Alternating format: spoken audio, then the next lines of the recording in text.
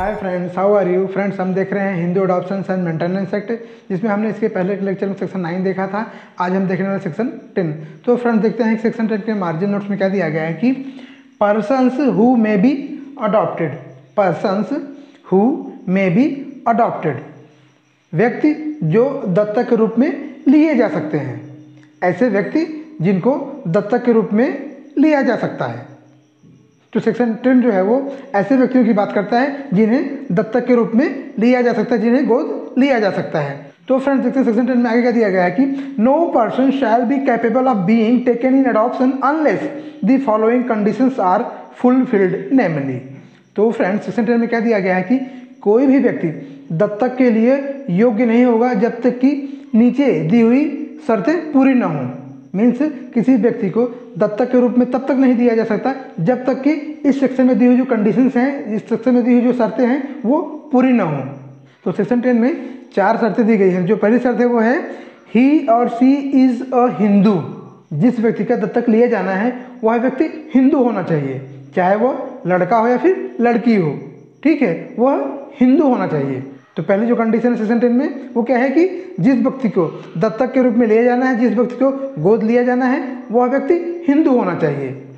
अब दूसरी कंडीशन क्या है कि he or she has not already been adopted, और वह व्यक्ति जिसे दत्तक के रूप में लिया जाना है, जिसका दत्तक लिया जाना है, वह पहले से ही दत्तक के रूप में लिया ना गया हो, मतलब उसे पहले से ही किसी ने गोद न लिया हो। अगर उस व्यक्ति को पहले से किसी ने गोद लिया है तो उसे दोबारा गोद नहीं लिया जा सकता, उसे दोबारा दत्तक के रूप में नहीं लिया जा सकता। तो दूसरी कंडीशन यही है कि वह व्यक्ति जो है जिसे दत्तक के रूप में लिया जाना है, जिसका दत्तक लिया जाना है, वह उससे पहले दत्तक के रूप में लिया ना गया हो, वह व्यक्ति पहले से ही किसी व्यक्ति के द्वारा गोद ना लिया गया हो। अगर उस व्यक्ति को पहले से किसी ने दत्तक ले लिया है, पहले से किसी ने गोद ले लिया है, तो उस व्यक्ति को दोबारा से गोद नहीं लिया जा सकता, उस व्यक्ति को दोबारा से दत्तक नहीं लिया जा सकता, ठीक है। तो तीसरी कंडीशन क्या है कि he or she has not been married unless there is a custom or usage applicable to the parties which permits persons who are married being taken in adoption. तो तीसरी कंडीशन क्या है कि जिस व्यक्ति का दत्तक लिया जाना है, जिस व्यक्ति को दत्तक के रूप में लिया जाना है, वह व्यक्ति अनमैरिड होना चाहिए, उस व्यक्ति की शादी नहीं हुई होनी चाहिए। और आगे क्या दिया गया है कि unless there is a custom or usage applicable to the parties which permits persons who are married being taken in adoption.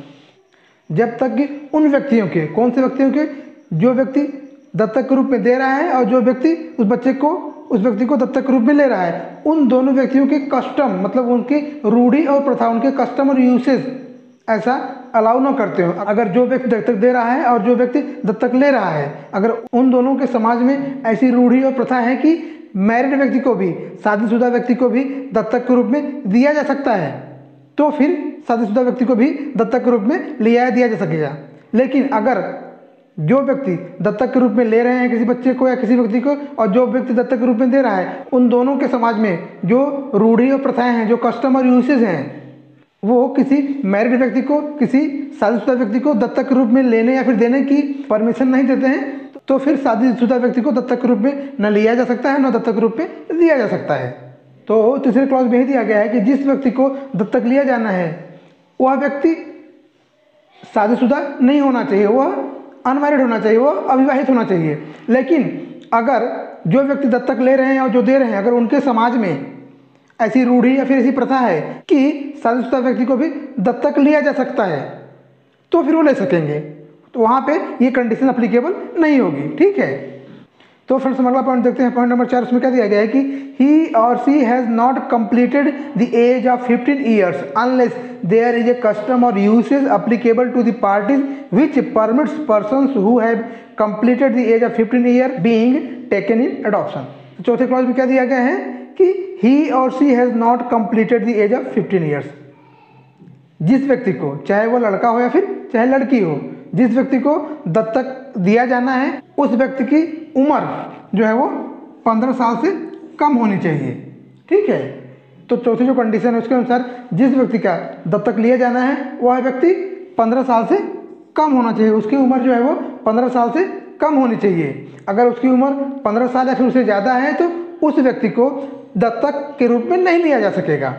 लेकिन पॉइंट नंबर 4 में आगे भी कुछ बातें दी गई, तो उसमें क्या दिया गया है कि unless there is a custom or usage applicable to the parties which permits persons who have completed the age of 15 years being taken in adoption। Means अगर उन व्यक्तियों के, कौन से, जो व्यक्ति दत्तक दे रहा है और जो व्यक्ति दत्तक ले रहा है, अगर उनके समाज में ऐसी रूढ़ियाँ और प्रथा है कि ऐसे व्यक्ति को भी दत्तक के रूप में दिया जा सकेगा और लिया जा सकेगा जिसकी उम्र 15 साल से ज़्यादा है, तो वे लोग उस व्यक्ति को भी दत्तक के रूप में ले जा दे सकते हैं जिसकी उम्र 15 साल से ज़्यादा हो। लेकिन अगर जो व्यक्ति किसी व्यक्ति को दत्तक के रूप में लेना चाहते हैं या फिर देना चाहते हैं, अगर उनके समाज में ऐसी कोई रूढ़ी या प्रथा नहीं है जिसके अनुसार किसी ऐसे व्यक्ति को दत्तक के रूप में दिया जा सकेगा जिसकी उम्र 15 साल से ज़्यादा हो, अगर ऐसी प्रथा या फिर रूढ़ी उनके समाज में नहीं है, तो फिर ऐसे व्यक्ति को दत्तक के रूप में नहीं लिया जा सकेगा जिसकी उम्र 15 साल से ज़्यादा हो। तो पॉइंट नंबर 4 में यह दिया गया है कि जिस व्यक्ति का दत्तक लिया जाना है वह व्यक्ति 15 साल से कम होना चाहिए, उसकी उम्र जो है वो 15 साल से कम होनी चाहिए। लेकिन अगर जो व्यक्ति दत्तक ले रहा है या फिर दे रहा है, अगर उसके समाज में ऐसी प्रथा है, ऐसी रूढ़ी है कि ऐसे व्यक्ति को भी दत्तक के रूप में लिया जा सकेगा जिसकी उम्र 15 साल से ज़्यादा है, तो फिर ऐसे व्यक्ति को भी वो दत्तक के रूप में लिया जा सकते हैं जिसकी उम्र 15 साल से ज़्यादा हो। अदरवाइज उसी व्यक्ति को दत्तक के रूप में लिया जा सकेगा जिसकी उम्र 15 साल से कम हो।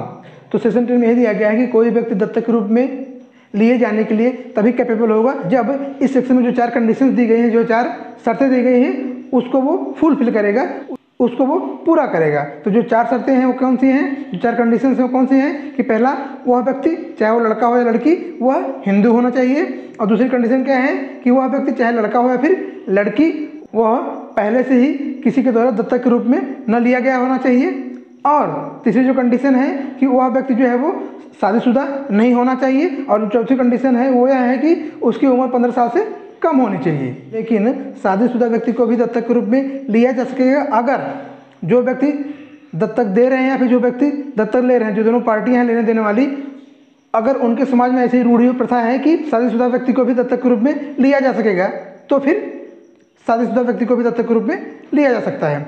और ऐसे व्यक्ति को भी दत्तक के रूप में लिया जा सकेगा जिसकी उम्र 15 साल से ज़्यादा हो, अगर जो व्यक्ति दत्तक ले रहे हैं और जो दे रहे हैं, जो दोनों पार्टियां हैं, अगर उनके समाज में ऐसी रूढ़ी और प्रथा है कि ऐसे व्यक्ति को भी दत्तक के रूप में लिया जा सकेगा जिसकी उम्र 15 साल से ज़्यादा हो, तो ऐसे व्यक्ति को भी दत्तक के रूप में लिया जा सकेगा जिसकी उम्र 15 साल से ज़्यादा हो। अदरवाइज जो व्यक्ति शादीशुदा हैं या फिर जिसकी उम्र 15 साल से ज़्यादा है, तो उनको दत्तक के रूप में नहीं लिया जा सकेगा।